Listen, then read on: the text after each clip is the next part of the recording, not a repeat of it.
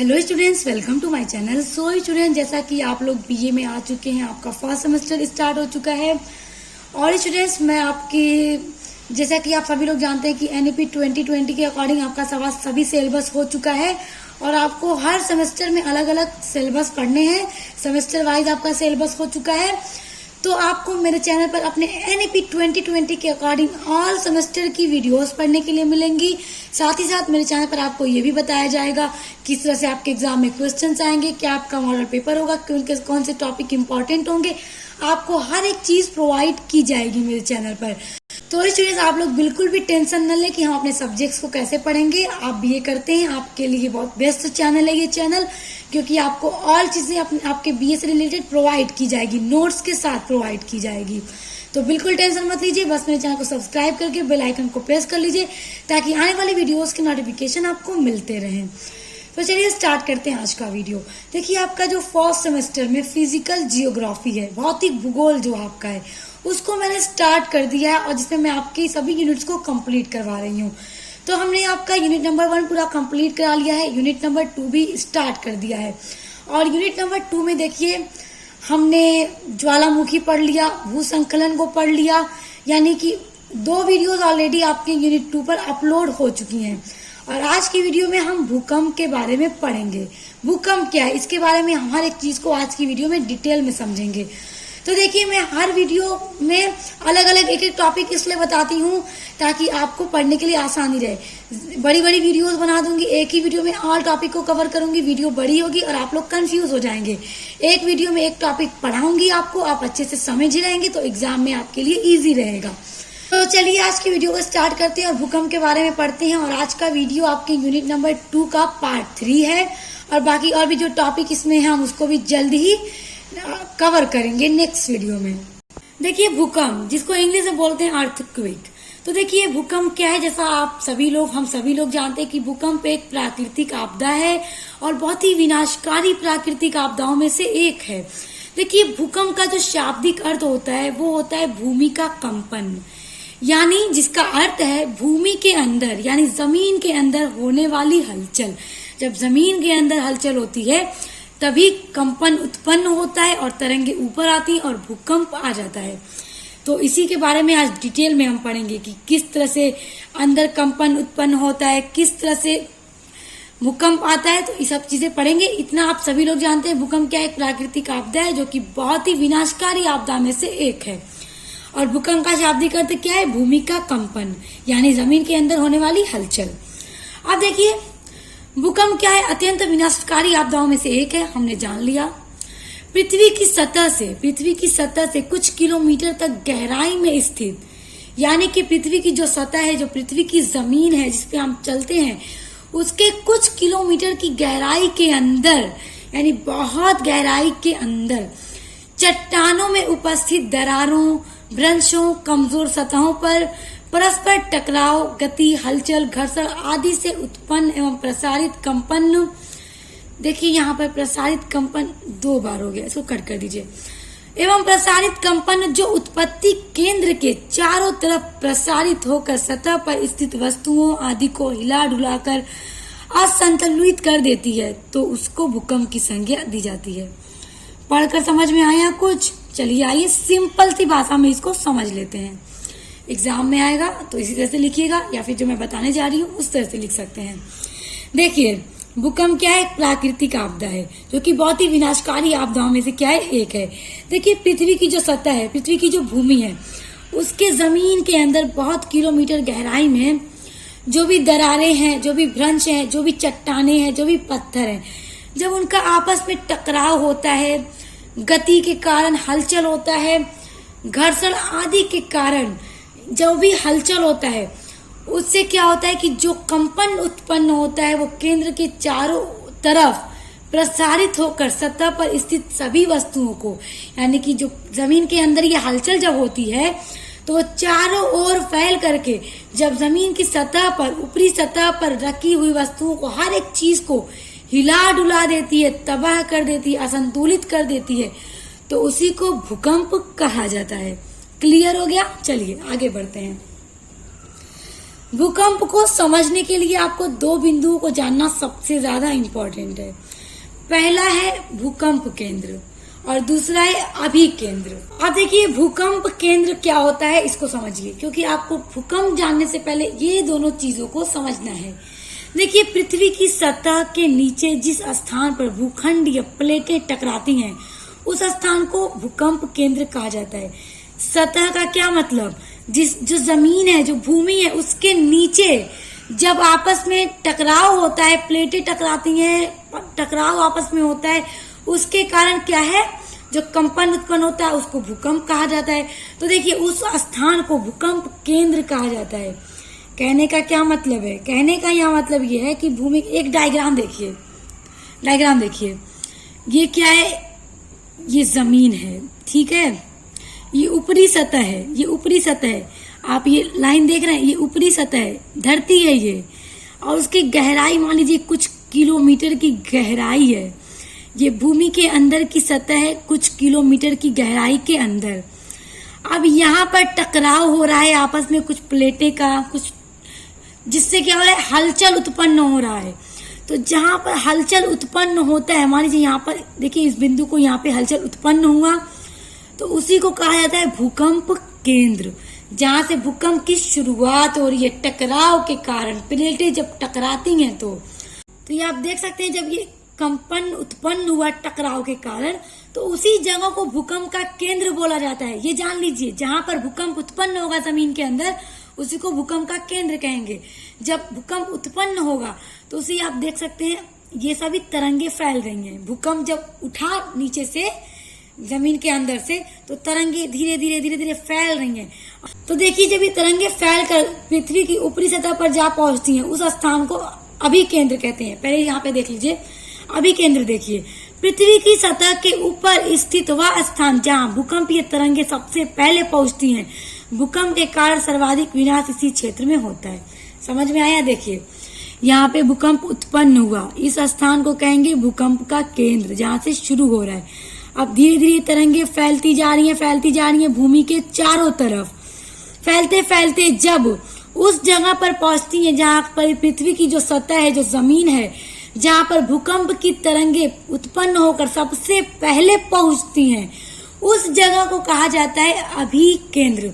और जब सबसे पहले जिस स्थान पर भूकंप की तरंगे पहुंचती हैं वहीं पर सबसे ज्यादा नुकसान होता है, वहीं उसी इलाके में, उसी क्षेत्र में सबसे ज्यादा विनाश होता है, क्योंकि भूकंप की तरंगे इतनी तेजी से ऊपर जाती हैं और जिस स्थान पर सबसे पहले पहुंचती हैं उस जगह को कहेंगे अभिकेंद्र, और उसी इलाके में सबसे ज्यादा विनाश होता है। स्टूडेंट्स देखिए, आपको उम्मीद करती हूँ ये समझ में आ गया होगा कि भूकंप केंद्र क्या है। वो जगह जहाँ जमीन के अंदर प्लेटें टकराती हैं और भूकंप उत्पन्न होता है, उस जगह को हम भूकंप केंद्र कहते हैं। और जब भूकंप उत्पन्न होता है उसकी तरंगे फैलती हुई जब पृथ्वी की सतह पर जिस स्थान पर सबसे पहले पहुंचती हैं उस स्थान को अभिकेंद्र कहा जाता है। एग्जाम में पूछा जाएगा, इसी तरह से लिखकर आप ये डायग्राम बना दीजिएगा, ये फिगर आप बना दीजिएगा। अब देखिए कुछ इम्पोर्टेंट पॉइंट हैं आपके भूकंप से रिलेटेड जो एग्जाम में पूछे जाते हैं। देखिए पहला है कि रिक्टर स्केल भूकंप मापने का पैमाना है। देखिए पैमाना होता है भूकंप को मापने का, जिसको कहा जाता है रिक्टर स्केल। तो आपने ये याद रखना है, भूकंप पूछ देता है एग्जाम में शॉर्ट क्वेश्चन में, भूकंप नापने का पैमाना क्या है, तो रिक्टर स्केल है। उसके बाद देखिए अगला है, भूकंप से उत्पन्न तरंगों को भूकंपीय तरंगे कहा जाता है।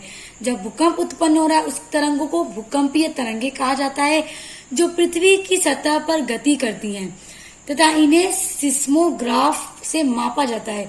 अब देखिए भूकंप को मापने का जो पैमाना है वो रिक्टर स्केल है, और जो पृथ्वी की तरंगे, जो पृथ्वी की सतह पर जो भूकंप की तरंगे गति करती हैं तो उनको सिस्मोग्राफ से मापा जाता है। तो आपको ये याद रखना है दोनों नाम, एक रिक्टर स्केल और एक सिस्मोग्राफ। अब देखिए उसके बाद है, भूकंपीय तरंगे पृथ्वी को 21 मिनट में पार करती हैं। देखिए अभी हमने एक फिगर के थ्रू समझा है कि भूकंपीय केंद्र क्या है, फिर जहाँ पे तरंगे सबसे पहले पहुंचती हैं उसको अभिकेंद्र कहा जाता है। तो देखिए जब जमीन के अंदर तरंगे, जब भूकंप उत्पन्न होता है तो तरंगे जो पृथ्वी की सतह पर पहुंचती हैं तो उसको पहुंचने में 21 मिनट का टाइम लगता है। तो आप इसे याद रखिएगा, पूछा जाता है कि पृथ्वी की सतह पर भूकंपीय तरंगे पहुंचने में कितना टाइम लगता है, तो 21 मिनट लगता है। अब देखिए स्टूडेंट्स, हमारा अगला टॉपिक है भूकंपीय तरंगों के प्रकार। तो भूकंपीय तरंगों को पढ़ने से पहले कुछ चीजें हैं जो आपको जानना इम्पोर्टेंट है।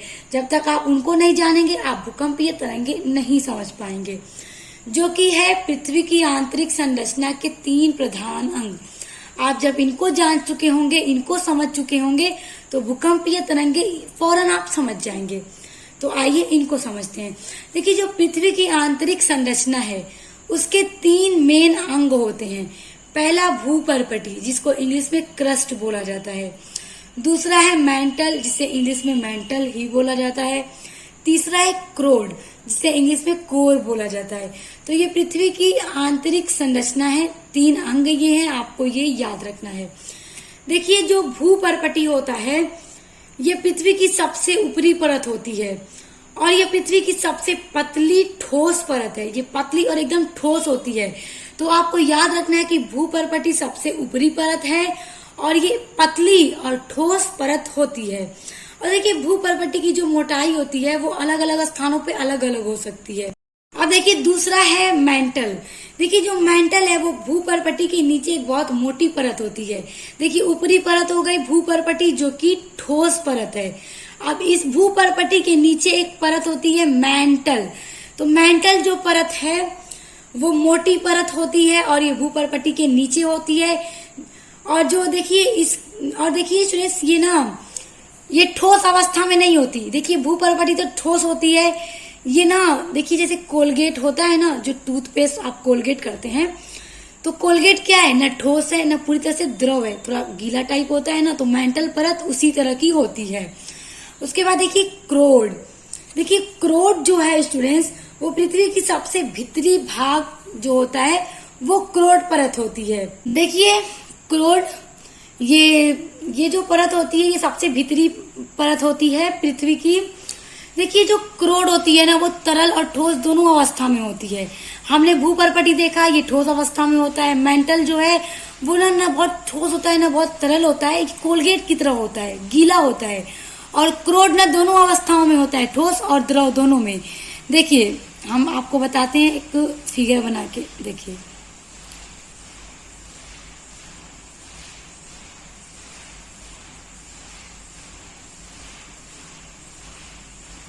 अब देखिए ये हो गया। देखिए, क्रोड जो होती है ना वो 2 तरह की होती है। एक होती है बाह्य क्रोड और एक होती है आंतरिक क्रोड। तो जो बाह्य क्रोड है वो बाहर की क्रोड है। तो देखिए, ये हमने तरल की तरह बनाया ना, कुछ पानी की तरह तरल, तो ये बाहर की परत है क्रोड की। तो ये तरल अवस्था में होती है। और ये देखिए, इस गोले के छोटा सा गोला जो आप देख रहे हैं सर्कल, इसके अंदर की जो परत होती है ना क्रोड वाली, ये ठोस होती है। तो आप समझ गए ना, क्रोड होती है वो 2 तरह की परत होती है, ठोस में भी और तरल में भी। जो बाह्य क्रोड होता है, जो बाह्य परत है वो तरल अवस्था में, और जो ये गोले के अंदर आप परत देख रहे हैं वो ठोस अवस्था में होती है। तो आपने बस इतना याद रखना है कि भूपर्पटी सबसे ऊपरी परत है पृथ्वी की, जो कि ठोस अवस्था में होती है। मेंटल जो है वो पृथ्वी के बाद परत होती है, जो कि कोलगेट की तरह गीली अवस्था में होती है। और जो क्रोड है वो 2 तरह की परत इसमें होती है, एक तरल और एक ठोस। जो बाह्य परत है ये वाली, ये तरल अवस्था में, जो अंदर वाली परत है वो ठोस अवस्था में। बस इतना याद रखिए, आप समझ गए। आगे बढ़ते हैं, भूकंपीय तरंगों को समझते हैं। आप देखिए, भूकंप तरंगों में जो पहला प्रकार है वो है प्राथमिक तरंगे, यानी प्राइमरी वेव्स। प्राथमिक तरंगे को इंग्लिश में बोलते हैं प्राइमरी वेव्स। देखिए, जो स्टूडेंट्स प्राथमिक तरंगे होती हैं वो पृथ्वी के अंदर से निकलती हैं, इसी कारण इसे भूगर्भीय तरंग भी कहा जाता है। तो आपने ये याद रखना है कि प्राथमिक तरंग क्या है, पृथ्वी के अंदर से निकलती हैं, तो इसलिए इसे क्या कहा जाता है, भूगर्भीय तरंग। अब देखिए, प्राथमिक तरंगों की जो गति है वो बहुत ज्यादा तीव्र होती है, यानी बहुत ज्यादा तेज होती है। इसकी गति जो है वो 8 से 14 किलोमीटर प्रति सेकंड होती है। आप इसी से अंदाजा लगा सकते हैं कि प्राथमिक तरंग की जो स्पीड है वो कितनी फास्ट है, कि प्रति सेकंड में उसकी 8 से लेकर 14 किलोमीटर उसकी स्पीड होती है। और देखिए, जो प्राथमिक तरंगे होती है वो ठोस, द्रव तथा गैस तीनों माध्यम से होकर गुजर जाती है। यानी कि प्राथमिक तरंगे जो पृथ्वी की सतह पर जितनी भी जो ठोस परतें हैं, द्रव हैं या फिर गैस है, तीनों को पार कर देती है। जैसे अभी हमने पृथ्वी की आंतरिक संरचना को देखा, जिसमें हमने भूपर्वतीय, मेंटल और क्रोड को देखा, उसकी फॉर्म को भी समझा, कौन सी ठोस है, कौन सा द्रव है, कौन सा तरल, कौन सा ठोस है। तो देखिए, जो प्राथमिक तरंगे जब अंदर से उत्पन्न होती है, तो अंदर से जब उत्पन्न होती है, यहाँ पे आप एक फिगर के थ्रू समझिए, यहाँ पे पॉइंट, आप यहाँ पे जो बिंदु देख रहे हैं वो प्राथमिक तरंग है जो कि अंदर से उत्पन्न हो रही है। अब ये मान लीजिए कि ये अंदर से सभी उसकी परतें हैं, भूपर्वतीय है, मेंटल है, क्रोड है। क्रोड दो अवस्था में होता है, तरल में भी, ठोस में भी। तो देखिए, तरंगे उत्पन्न होती हैं, ठोस को भी पार कर दिया यानी भूपर्वतीय परत को, उसके बाद मेंटल को भी, और क्रोड जो तरल अवस्था में है उसको भी पार कर दिया। उसके बाद जो क्रोड ठोस अवस्था में है उसको भी पार करते हुए ये बिंदु तीनों अवस्थाओं को पार करते हुए आगे बढ़ जाती है।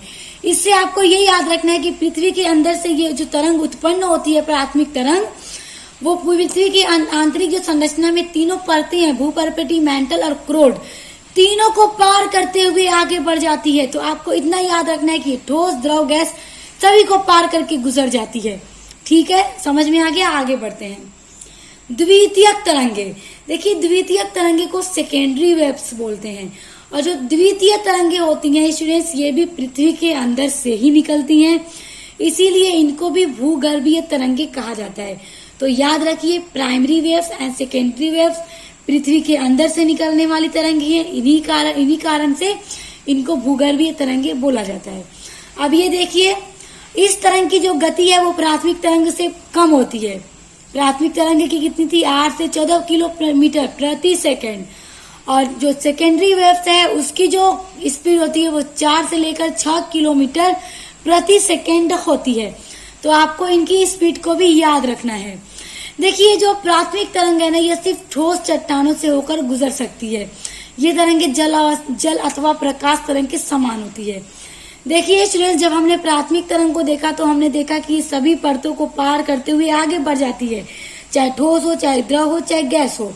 लेकिन जो सेकेंडरी वेव्स है यानी जो द्वितीयक तरंगे हैं, जब वो आंतरिक अंदर से उत्पन्न होती है, ये पॉइंट मान लीजिए यहाँ से उत्पन्न हो रही है, तो देखिए जब यहाँ से उत्पन्न हो रही है ये तरंगे, तो इसके आगे जितनी भी ठोस चट्टाने आएंगी, जैसे हमने भूपर्वतीय को देखा वो ठोस है, तो उससे होकर तो वो गुजर जाएगी। उसके बाद जितनी भी तरल अवस्था आ जाएगी परतों में, तो उस वहीं से वो तरंग क्या है, विलुप्त तो हो जाएगी, यानी वापस चली जाएगी, वो तरल अवस्था को पार नहीं कर पाती है। तो इस तरह आपको याद रखना है कि जो द्वितीयक तरंग है वो सिर्फ ठोस चट्टानों से ही होकर गुजर सकती है। जैसे ही उसके सामने तरल अवस्था आएगी वो वहीं से विलुप्त हो जाती है, तरंगे क्या है, विलुप्त हो जाती हैं। अब देखिए, तीसरी जो तरंगे हैं वो धरातलीय तरंगे होती हैं, जिनको लॉन्ग और लॉ वेव्स इंग्लिश में कहा जाता है। देखिए, जो धरातलीय तरंगे हैं, इनको धरातलीय तरंगे क्यों कहा जाता है?